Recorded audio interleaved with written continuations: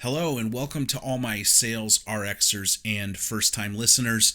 I'm your host and your sales doctor, Chet Lovegren, and I'm excited to share with you some new insights.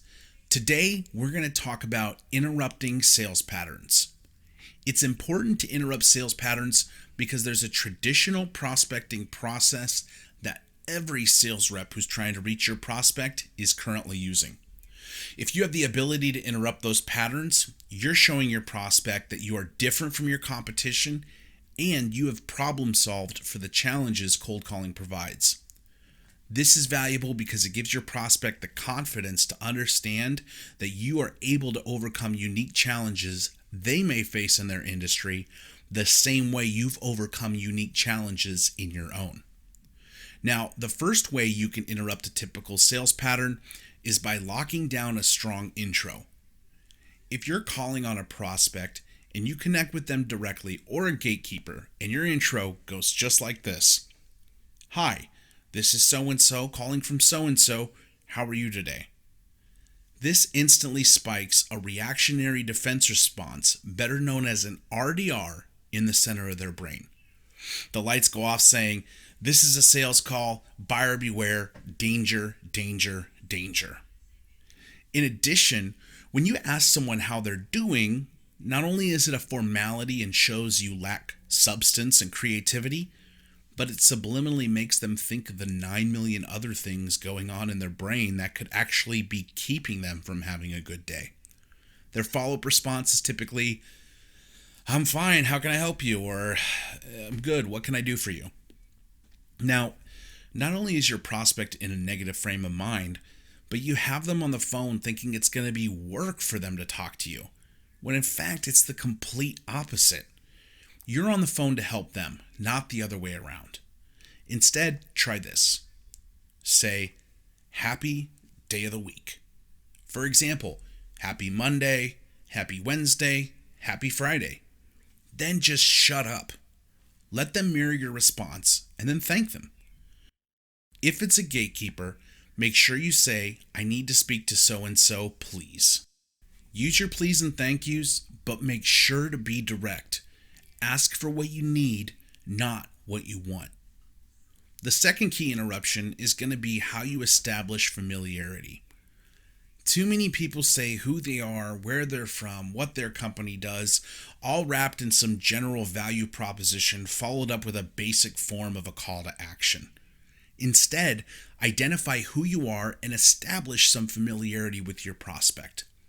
Whether you're familiar to them or not, the way you approach the next line will either say, hey, so you do remember me, and I do have business being here.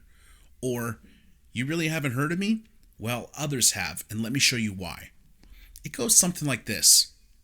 My name is Chet. I'm calling from Sales Doctor. Does my company name sound familiar? Now, whether they say yes or no, the only thing that changes is the way you bridge your follow-up statement.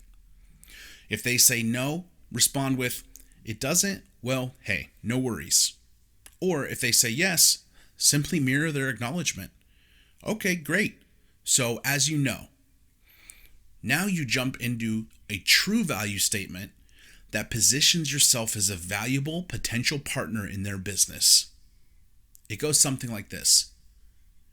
I sent over an email earlier in the week introducing myself and my company. Essentially, we develop and maintain sales playbooks. We're currently partnered with hundreds of revenue leaders on LinkedIn just like you.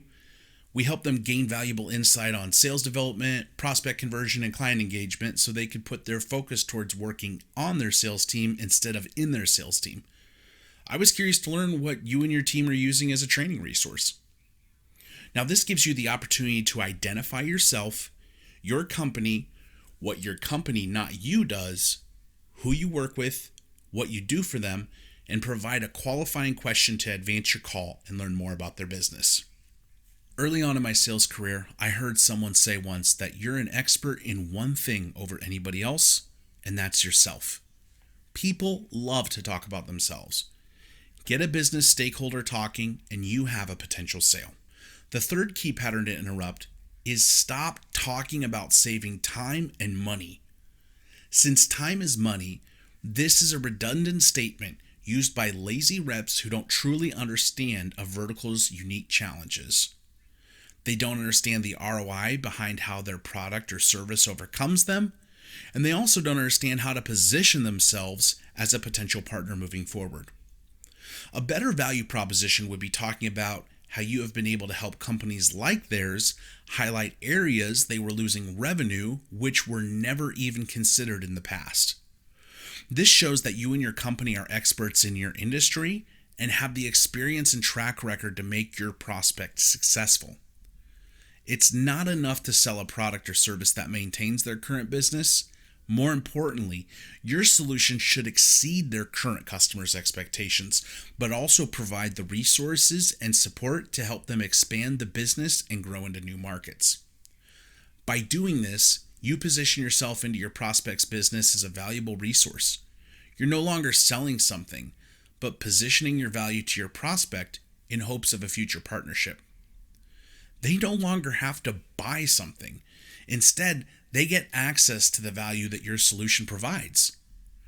Taking these points into consideration will allow you to get past tough sales objections and position yourself as a valuable partner moving forward. The more value you can hand off in the beginning, the more likely you will be to close every next step in your sales process. I appreciate you taking time out of your busy day to listen to the podcast. Don't forget to stop by our LinkedIn page, like us on Instagram, follow us on Twitter, and feel free to poke your head into our DMs and ask us a valuable question you need the answer to. In the meantime, keep positioning, keep developing, and we'll see you on the next one.